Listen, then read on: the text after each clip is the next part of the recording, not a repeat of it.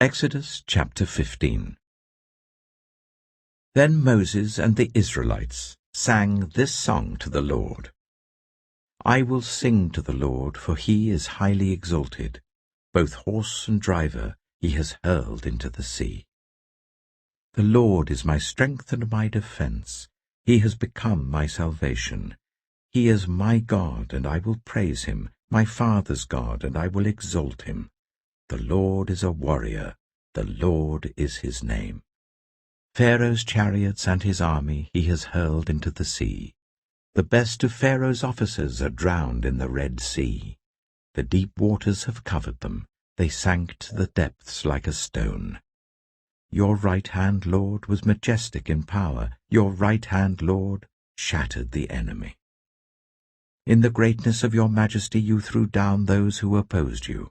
You unleashed your burning anger. It consumed them like stubble. By the blast of your nostrils the waters piled up. The surging waters stood up like a wall. The deep waters congealed in the heart of the sea. The enemy boasted, I will pursue, I will overtake them, I will divide the spoils, I will gorge myself on them, I will draw my sword, and my hand will destroy them. But you blew with your breath, and the sea covered them. They sank like lead in the mighty waters. Who among the gods is like you, Lord? Who is like you, majestic in holiness, awesome in glory, working wonders? You stretch out your right hand, and the earth swallows your enemies. In your unfailing love you will lead the people you have redeemed. In your strength you will guide them to your holy dwelling. The nations will hear and tremble. Anguish will grip the people of Philistia.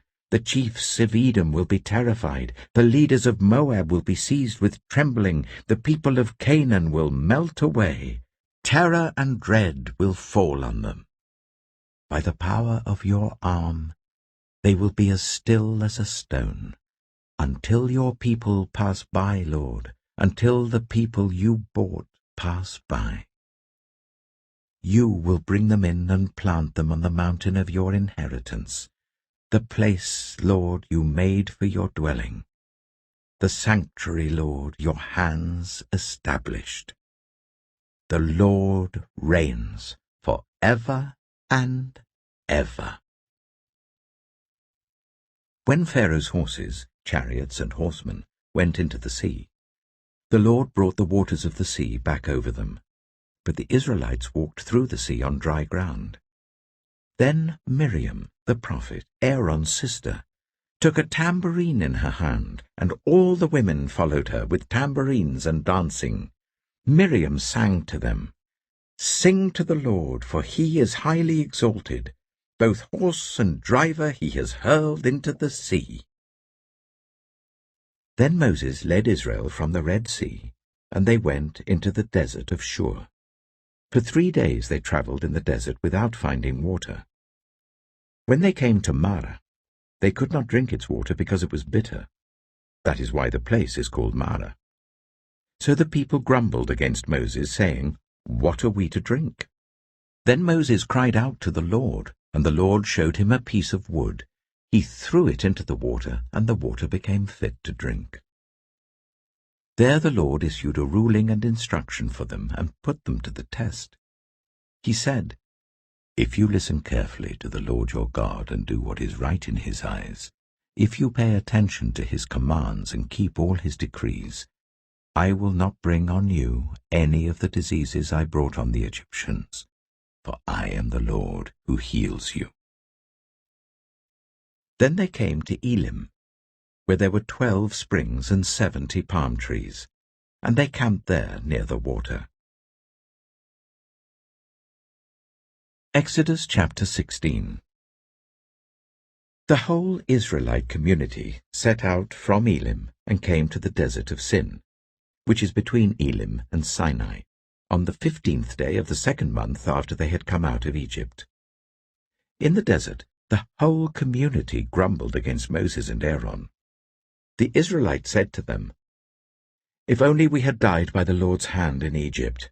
There we sat round pots of meat and ate all the food we wanted, but you have brought us out into this desert to starve this entire assembly to death." Then the Lord said to Moses, "I will rain down bread from heaven for you. The people are to go out each day and gather enough for that day. In this way I will test them and see whether they will follow my instructions. On the 6th day they are to prepare what they bring in, and that is to be twice as much as they gather on the other days." So Moses and Aaron said to all the Israelites, "In the evening you will know that it was the Lord who brought you out of Egypt, and in the morning you will see the glory of the Lord, because he has heard your grumbling against him. Who are we that you should grumble against us?" Moses also said, "You will know that it was the Lord when he gives you meat to eat in the evening, and all the bread you want in the morning, because he has heard your grumbling against him. Who are we? You are not grumbling against us, but against the Lord." Then Moses told Aaron, "Say to the entire Israelite community, 'Come before the Lord, for he has heard your grumbling.'" While Aaron was speaking to the whole Israelite community, they looked towards the desert, and there was the glory of the Lord appearing in the cloud. The Lord said to Moses, "I have heard the grumbling of the Israelites. Tell them, at twilight you will eat meat, and in the morning you will be filled with bread. Then you will know that I am the Lord your God." That evening quail came and covered the camp, and in the morning there was a layer of dew around the camp. When the dew was gone, thin flakes like frost on the ground appeared on the desert floor. When the Israelites saw it, they said to each other, "What is it?" For they did not know what it was.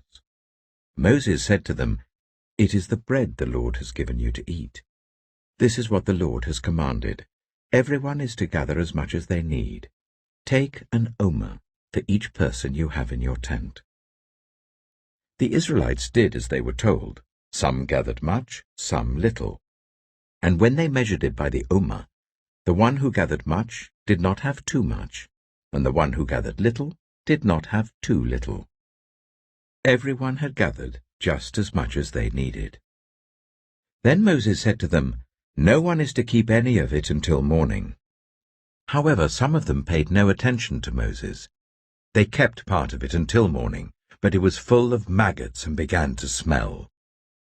So Moses was angry with them. Each morning, everyone gathered as much as they needed, and when the sun grew hot, it melted away. On the 6th day, they gathered twice as much, 2 omers for each person. And the leaders of the community came and reported this to Moses. He said to them, "This is what the Lord commanded. Tomorrow is to be a day of Sabbath rest, a holy Sabbath to the Lord. So bake what you want to bake and boil what you want to boil. Save whatever is left and keep it until morning." So they saved it until morning as Moses commanded, and it did not stink or get maggots in it. "Eat it today," Moses said, "because today is a Sabbath to the Lord. You will not find any of it on the ground today. 6 days you are to gather it, but on the 7th day, the Sabbath, there will not be any." Nevertheless, some of the people went out on the 7th day to gather it, but they found none. Then the Lord said to Moses, "How long will you refuse to keep my commands and my instructions? Bear in mind that the Lord has given you the Sabbath. That is why on the 6th day he gives you bread for 2 days. Everyone is to stay where they are on the 7th day. No one is to go out." So the people rested on the 7th day. The people of Israel called the bread manna. It was white like coriander seed, and tasted like wafers made with honey. Moses said, "This is what the Lord has commanded. Take an omer of manna and keep it for the generations to come, so that they can see the bread I gave you to eat in the wilderness when I brought you out of Egypt." So Moses said to Aaron, "Take a jar and put an omer of manna in it. Then place it before the Lord to be kept for the generations to come." As the Lord commanded Moses, Aaron put the manna with the tablets of the covenant law that it might be preserved. The Israelites ate manna for 40 years, until they came to a land that was settled. They ate manna until they reached the border of Canaan. An omer is 1/10 of an ephah. Exodus chapter 17. The whole Israelite community set out from the desert of Sin, traveling from place to place as the Lord commanded. They camped at Rephidim, but there was no water for the people to drink. So they quarreled with Moses and said, "Give us water to drink." Moses replied, "Why do you quarrel with me? Why do you put the Lord to the test?" But the people were thirsty for water there, and they grumbled against Moses. They said, "Why did you bring us up out of Egypt to make us and our children and our livestock die of thirst?" Then Moses cried out to the Lord, "What am I to do with these people? They are almost ready to stone me." The Lord answered Moses, "Go out in front of the people. Take with you some of the elders of Israel, and take in your hand the staff with which you struck the Nile, and go. I will stand there before you by the rock at Horeb. Strike the rock, and water will come out of it for the people to drink." So Moses did this in the sight of the elders of Israel. And he called the place Massah and Meribah, because the Israelites quarreled, and because they tested the Lord, saying, "Is the Lord among us or not?" The Amalekites came and attacked the Israelites at Rephidim. Moses said to Joshua, "Choose some of our men and go out to fight the Amalekites. Tomorrow I will stand on top of the hill with the staff of God in my hands." So Joshua fought the Amalekites as Moses had ordered, and Moses, Aaron, and Hur went to the top of the hill. As long as Moses held up his hands, the Israelites were winning, but whenever he lowered his hands, the Amalekites were winning. When Moses' hands grew tired, they took a stone and put it under him, and he sat on it. Aaron and Hur held his hands up, one on one side, one on the other, so that his hands remained steady till sunset. So Joshua overcame the Amalekite army with the sword. Then the Lord said to Moses, "Write this on a scroll, as something to be remembered, and make sure that Joshua hears it, because I will completely blot out the name of Amalek from under heaven." Moses built an altar and called it, "The Lord is my banner." He said, "Because hands were lifted up against the throne of the Lord will be at war against the Amalekites from generation to generation." Exodus chapter 18. Now Jethro, the priest of Midian and father-in-law of Moses, heard of everything God had done for Moses and for his people Israel, and how the Lord had brought Israel out of Egypt. After Moses had sent away his wife Zipporah, his father-in-law Jethro received her and her 2 sons. One son was named Gershom, for Moses said, "I have become a foreigner in a foreign land." And the other was named Eleazar, for he said, "My father's God was my helper. He saved me from the sword of Pharaoh." Jethro, Moses' father-in-law, together with Moses' sons and wife, came to him in the wilderness where he was camped near the mountain of God. Jethro had sent word to him, "I, your father-in-law Jethro, am coming to you with your wife and her 2 sons." So Moses went out to meet his father-in-law and bowed down and kissed him. They greeted each other and then went into the tent. Moses told his father-in-law about everything the Lord had done to Pharaoh and the Egyptians for Israel's sake, and about all the hardships they had met along the way, and how the Lord had saved them. Jethro was delighted to hear about all the good things the Lord had done for Israel in rescuing them from the hand of the Egyptians. He said, "Praise be to the Lord, who rescued you from the hand of the Egyptians and of Pharaoh, and who rescued the people from the hand of the Egyptians. Now I know that the Lord is greater than all other gods, for he did this to those who had treated Israel arrogantly." Then Jethro, Moses' father-in-law, brought a burnt offering and other sacrifices to God. And Aaron came with all the elders of Israel to eat a meal with Moses' father-in-law in the presence of God. The next day, Moses took his seat to serve as judge for the people, and they stood round him from morning till evening. When his father-in-law saw all that Moses was doing for the people, he said, "What is this you are doing for the people? Why do you alone sit as judge, while all these people stand round you from morning till evening?" Moses answered him, "Because the people come to me to seek God's will. Whenever they have a dispute, it is brought to me, and I decide between the parties and inform them of God's decrees and instructions." Moses' father-in-law replied, "What you are doing is not good. You and these people who come to you will only wear yourselves out. The work is too heavy for you. You cannot handle it alone. Listen now to me, and I will give you some advice, and may God be with you.